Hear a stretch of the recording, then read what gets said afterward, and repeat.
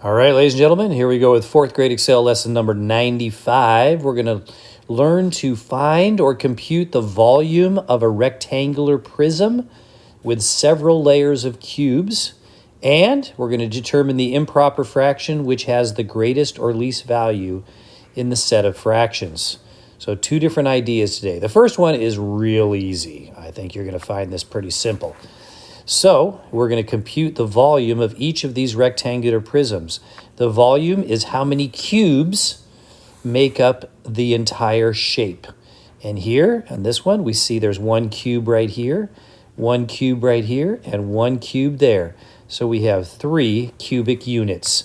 Why don't you try numbers 2 and 3 on your own, and then pause the video, turn it back on when you're ready to see the solutions. So this one here there's a cube right there, a cube right there, one there, and then there are 3 in the back that all kind of match those 3 in the front. So altogether you have 6 cubic units. If you got that one wrong, you might want to take a look at 3 again before you see the answer. I want you to get these right on your own. So number 3, you got 1 cube here, 1 there, you got 1 right there, and 1 back over there, and 1 right here, and 1 over there, and 1 there, and 1 there. So there's 4 cubes going down the side, and 2 times 4 is 8, so there are 8 cubic units. Okay, there is a shortcut to figuring out how many cubes there are. If we have 2 layers, check it out here. We've got 1, 2, 3, 4, 5 cubes that run across the bottom, and that means there's 5 above it right here. So, and there's 3 going back. Do you see the 3? 1, 2, 3. There's 3 cubes going back. So I know on the bottom layer, there's 5 3 different times. 5 3 times. So there's 15 on the bottom layer, and I see that there are 2 layers. 1 layer here and 1 layer that goes here. So 15 2 times would equal 30.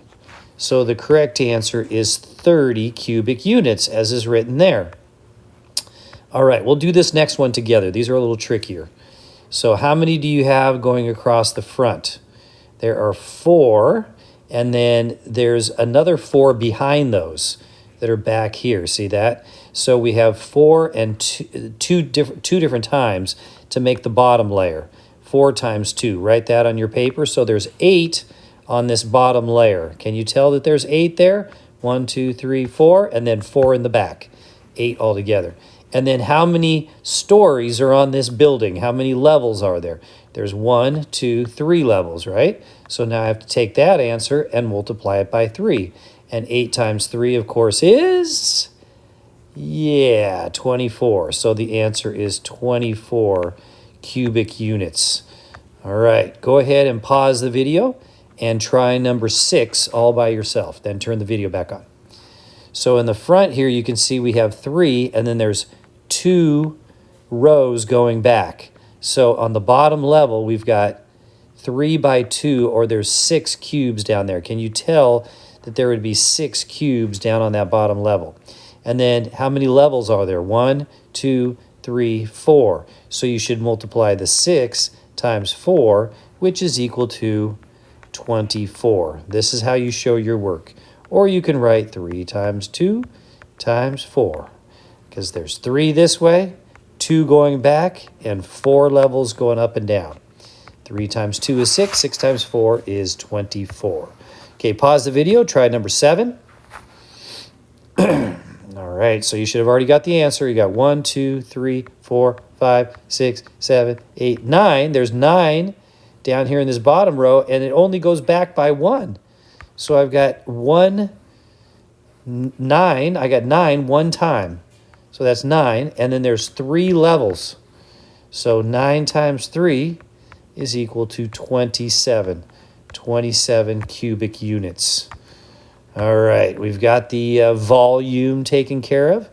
Now, I hope I'm not making you too dizzy. Sorry, this is crooked. I can't figure out why it's crooked. But anyway, When comparing fractions involving improper fractions, remember improper fractions means that the top number, the numerator, and the denominator are the same size, or the numerator is bigger than the denominator. That's called an improper fraction.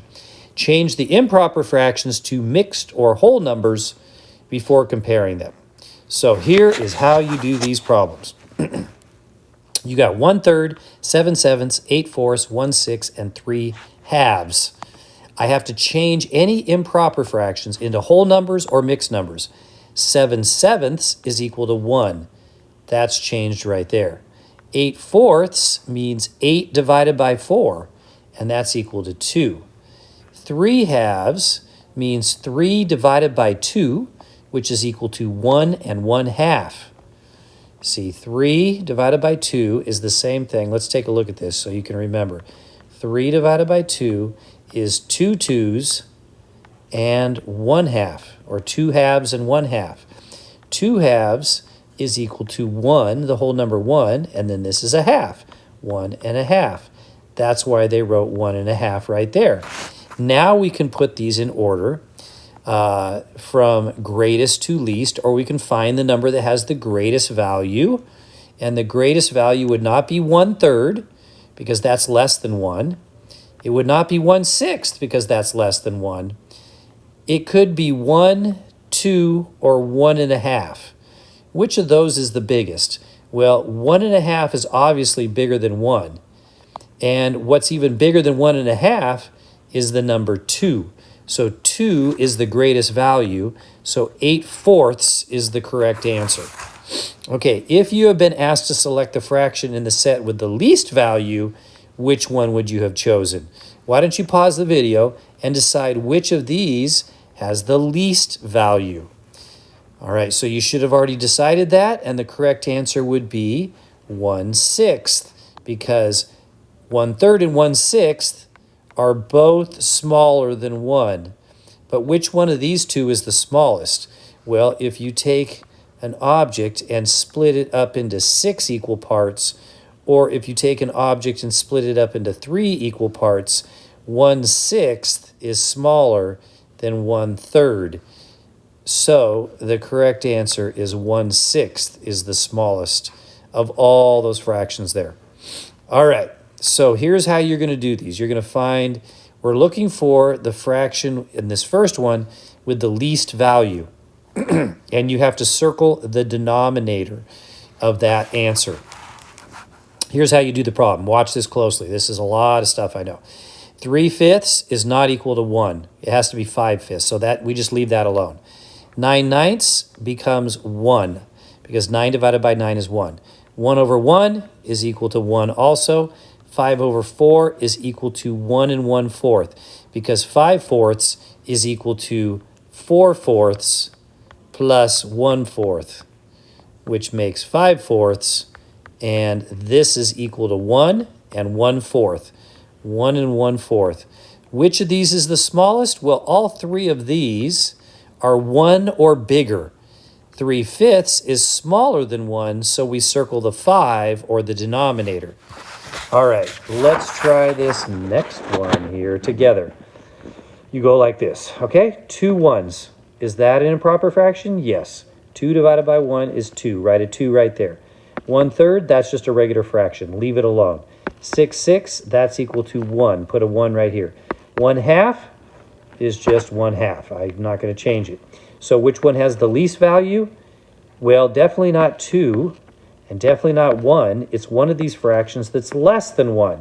So which one's the smallest? 1/3 or 1/2? And 1/3 is the smallest, so you should circle the 3.